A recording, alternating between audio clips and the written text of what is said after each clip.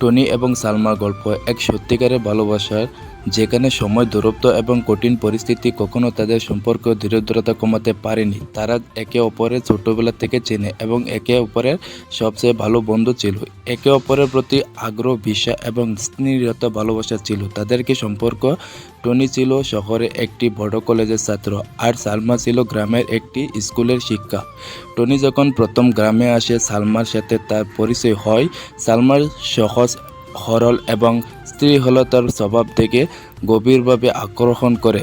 সে বুঝতে সালমা একদম বিহে একজন যার সাথে জীবন কাটানো উচিত। সালমাও টনির হৃদয়ের গভীরতা অনুভব করে এবং তাদের মাঝে এক অদৃশ্য সম্পর্ক গড়ে ওঠে। প্রথমে তারা কেবল বন্ধুর মতো একে অপরের সাথে কথা বলতো, সময় কাটাতো। তবে বন্ধু খুব শীঘ্রই তারা প্রেমে পরিণত হয়। টনি বুঝতে পারে সালমার সাথে তার জীবন পূর্ণ হবে। তার সালমা অনুভব করে টনি তার জীবনে চিরকাল থাকতে চায়। তাদের প্রেম ছিল নীরব, শান্তি কিন্তু গভীর।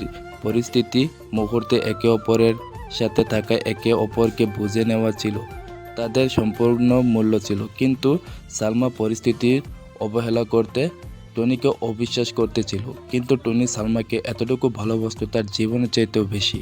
কিন্তু টনি তা প্রকাশ করেনি। সালমা যখন বুঝতে পারে টনি তাকে ভালোবাসে কিন্তু মুখ ফুটে বলতে পারেনি, তখন টনি নিজে মুখে সালমাকে যায় বলে, সালমা, আমি তোকে তো ছোটোবেলা থেকে চিনি, তুই আমার সাথে কি সম্পর্ক রাখতে পারবি?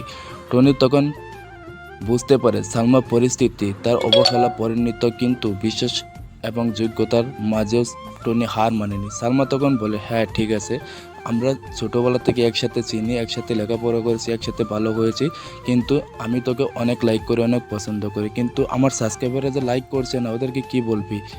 সারা যখন আমাদের এই নতুন ইউটিউব চ্যানেলে সাবস্ক্রাইব করে দেবো বন্ধুরা, প্লিজ।